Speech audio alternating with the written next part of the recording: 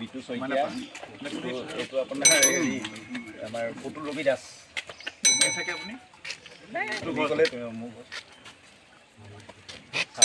নিৰ্বাচনৰ কাৰণে অসমত আজি যিহেতু নিৰ্বাচনী যি আছিলে মনোনয়ন পত্ৰ দাখিলৰ আজি শেষ দিন আৰু শেষ দিনটোত মই উপস্থিত গোলাঘাটত।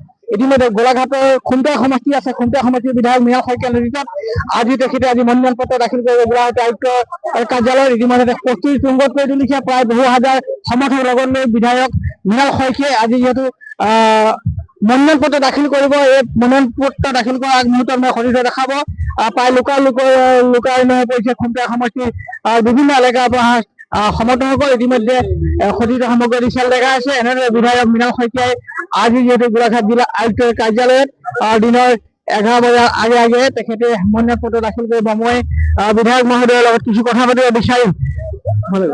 আজি মই সতীৰ্থ সামগ্ৰী দিশাল দেখাবৰ কাৰণে অনুৰোধ জনাইছো।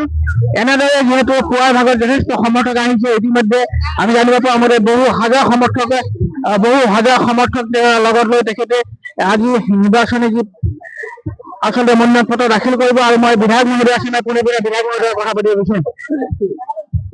দাদা, যেহেতু আজি মনোনয়ন পত্ৰ দাখিলৰ শেষ দিন, সেই দিনটো আপুনি আজি মনোনয়ন পত্ৰ শেষ দিন। আজি মই মনোনয়ন কৰিম, কেইবাজনো বেলেগ বেলেগ প্ৰাৰ্থীও কৰিব। আচলতে খুমটা সমষ্টি যিটো ক'লে আচলতে বিজেপি দুৰ্গ, আনহাতে মৃণাল শইকীয়া অপ্ৰতিদ্বন্দ্বী ব্যক্তি খুমটা সমষ্টিত দ্বিতীয়বাৰ কাৰণে আপুনি পুনৰবাৰ প্ৰাৰ্থিত্ব লাভ কৰিছে।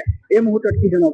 কি জনাম, আজি নমিনেশ্যন দিম, তাৰপিছত নিৰ্বাচন হ'ব, তাৰপিছত কাউণ্টিং হ'ব, ৰিজাল্ট ওলাব, তাৰপিছত সকলোৱে গম পাব। খুমটা সমষ্টিত কিবা প্ৰত্যাহ্বান থাকিব পাৰিব নেকি আপুনি? নাজানো নহয়, ইলেকশ্যনটো গম পোৱা যাব আৰু পাব্লিকেহে গম পাব, আপোনালোকেহে গম পাব প্ৰত্যাহ্বান আছে নে নাই।